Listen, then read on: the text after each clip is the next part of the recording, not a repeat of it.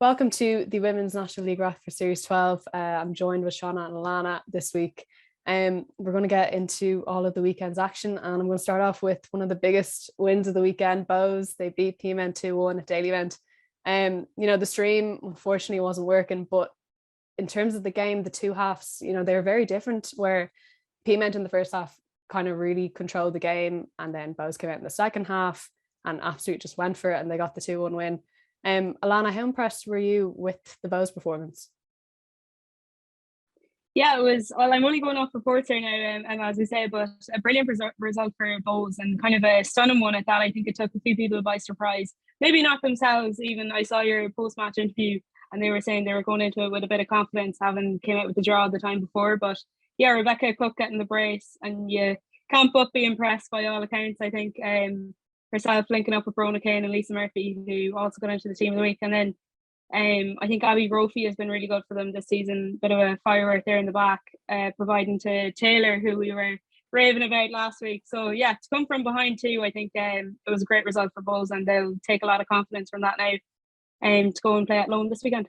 Yeah, and then in terms of Peamount, like their last 5 games they've gone winless.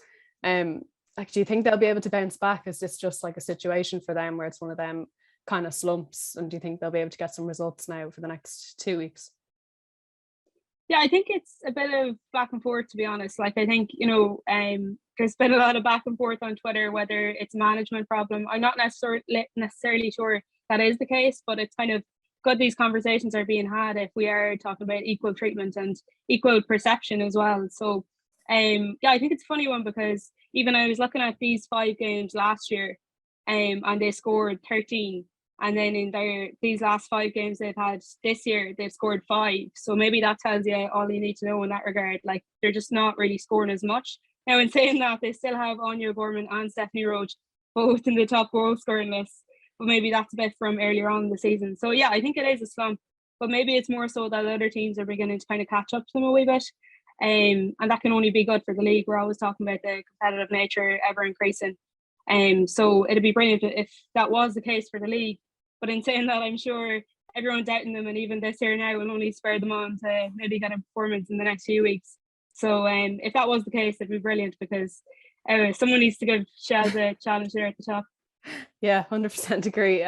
Moving on to Shells now, they beat Cork City 4-0 at Turner's Cross. Maybe the scoreline was a bit harsh. I thought Cork really gave it their all, kind of a good defensive performance by them, but all in all, it was a solid Shells performance. Seana, what did you make of that game? Yeah, I don't think Shells really got out of second or third gear. The first half they were set up really well, to kind of, I suppose, win the ball high up the pitch. I thought Saoirse Noonan was excellent. And you obviously had Abby Larkin coming in and getting a bit of a start as well on the wing for her confidence. But I think the first goal, again, excellent play by Jess Cargan. I think, like everybody else, she should be in with a shout for the national team next time it comes around, because I think now the past 4 or 5 weeks she's had influence, and a massive influence on Shell's games. I thought she was brilliant for the goal, the first goal. And yeah, I think going into a half time 2-0 up, Shells kind of took their foot off the gas a little bit.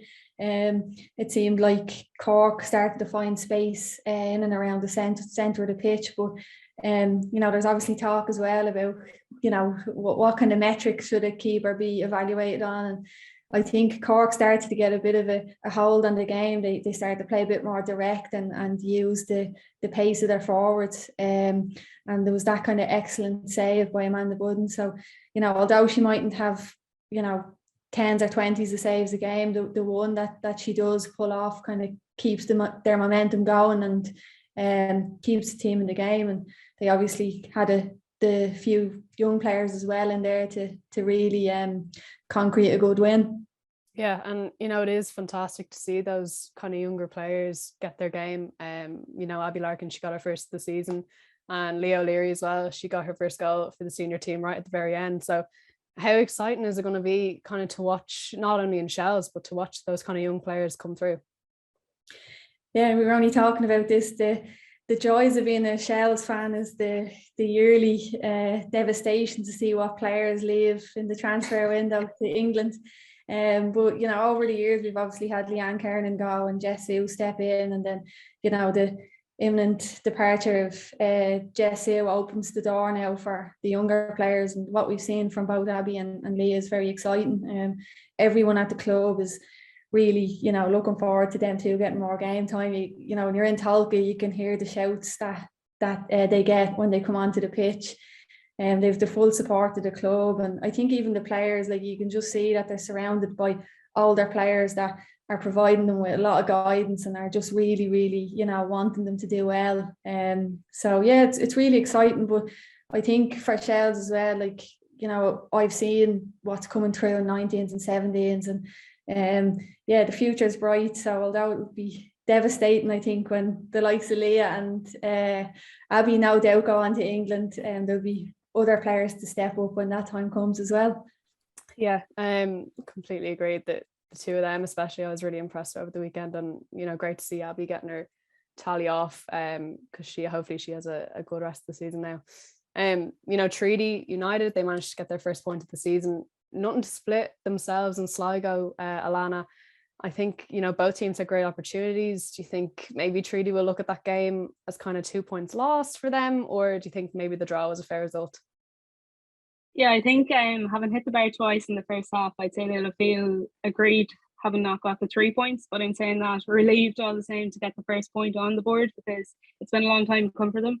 In saying that as well, like, Sligo kind of continue to perplex everyone, I think, in the league, you know, going down there for the 0-0, which I'm sure, like, in the end they might have been happy with the point, but Cork 2-0 last week, and then that DLR game before that, I know I keep talking about it, but as in the kid waves of fright, I think, and like, it's just kind of the peaks and troughs, I guess, of the performance. So hopefully they'll be able to kind of keep that consistent level going forward. But talk about young players, I thought Amy Madden was brilliant, and she even had one that came very, very close, but a great young player that kind of goes a bit underrated, I think, in the league.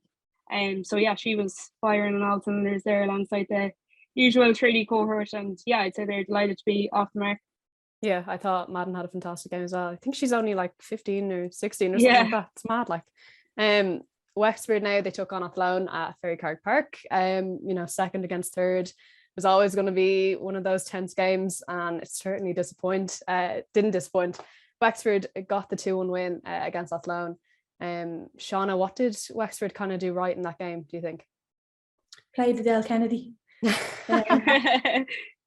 It was great to have her back, wasn't it? Yeah. I think you know, it's very rare that you see Wexford kind of alter their style of player formation against an opponent, but it goes to show the level of respect that they have for Athlone, because as the game went on, they changed Ellen and Kylie, and they brought Kylie back beside Adele, because as Athlone kind of started to get a grip on the game and things became a little bit physical, especially in midfield. They've got powerful players like Murren and Laurie in there, and I think that you know, Stephen would have realised that as the game was going on that he needed players in there, the likes of Adele and Kylie, just to get stuck in and to kind of take the sting out of attacks. And I have to say as well that the Wexford youth second goal, Freya Demange, young player, the pass that she played for that second goal, just put it on a play for Ellen, and I think that's brilliant as well to see. But yeah, I thought the only thing Athlone couldn't do was score, unfortunately. They had a lot of possession. I actually think they kind of dominated the game for large spells. But like, they'll learn from it, and I think, you know, although it's a loss and they were kind of had gathered that bit of momentum, I don't think they'll come out of that match kind of with their confidence in their boots. Like, they stayed and went toe to toe with Wexford for the full match, and I think again they can just take a lot of confidence, and that's part of the league now. Is you might play really well and lose, or you might play average and win, and yeah, I'm excited to see how Athlone do now the next part of the season. Yeah. And, you know, finally, Galway beat DLR Waves 1-0, a tight game on paper, and it was a tight game in reality. You know, Chloe Singleton, she got the only goal, the all-important winner.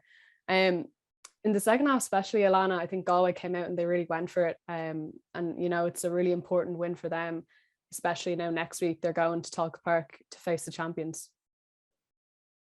Yeah, definitely. And as you say, like Singleton is kind of coming more and more into her own. You know, that's her second team of the week in as many weeks. So it just shows how consistent she has been for Galway. And that kind of spreads throughout the pitch as well. I know Juliana's been brilliant for them.